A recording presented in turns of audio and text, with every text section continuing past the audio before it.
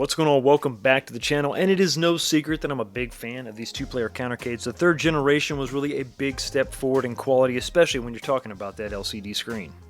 But in this video, I wanted to focus on the USB and headphone ports and how they can give you plug-and-play options to add features and style to your Countercade. So basically, it's impossible for me to mod anything without including an LED strip, so that's where we're going to start. I'm going to use this LED strip that has a USB connector on the end, and it comes with a remote. But I did not just want to plug this thing into the side of the control panel. It sticks out too far and it doesn't look very clean. I want something a little more streamlined, so I picked up this adapter on Amazon. A link for this will be in the description below. And once you plug this in, it allows you to kind of route the cable behind the control panel and up under. We're going to go under the machine, and it's just going to look a whole lot cleaner. And if you're going for that clean look, cable management is a necessity. So here I just kind of wound up the excess and put a zip tie on it, and that's a little bit of double-sided tape to kind of keep that just sort of stuck under the control panel and out of the way.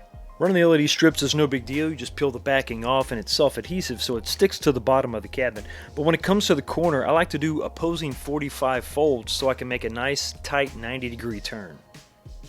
Now you're always going to be limited on where you can cut an LED strip. It's usually where the copper contact pads are, but the length of this just worked out great. I didn't come up short, didn't have too much left over.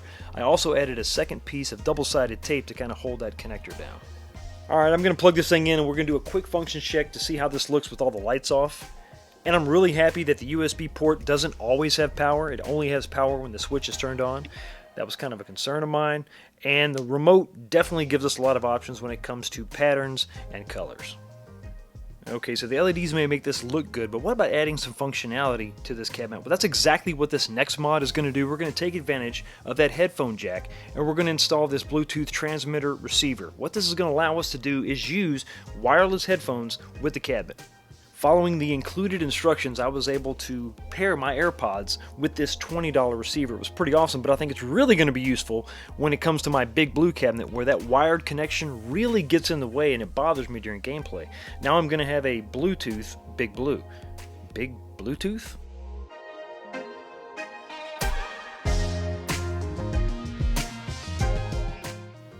And if you've ever watched Detroit Love, he always tells you gotta have a battery when it comes to your Countercade. So I'm going to use this cable that will also be linked in the description below to plug in my Anchor portable battery pack.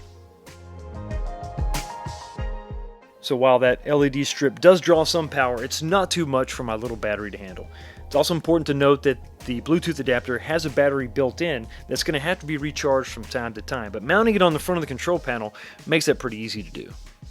Alright, so let me know what you think about these super easy plug and play mods down in the description below. Y'all have a blessed day, and I will see you next time.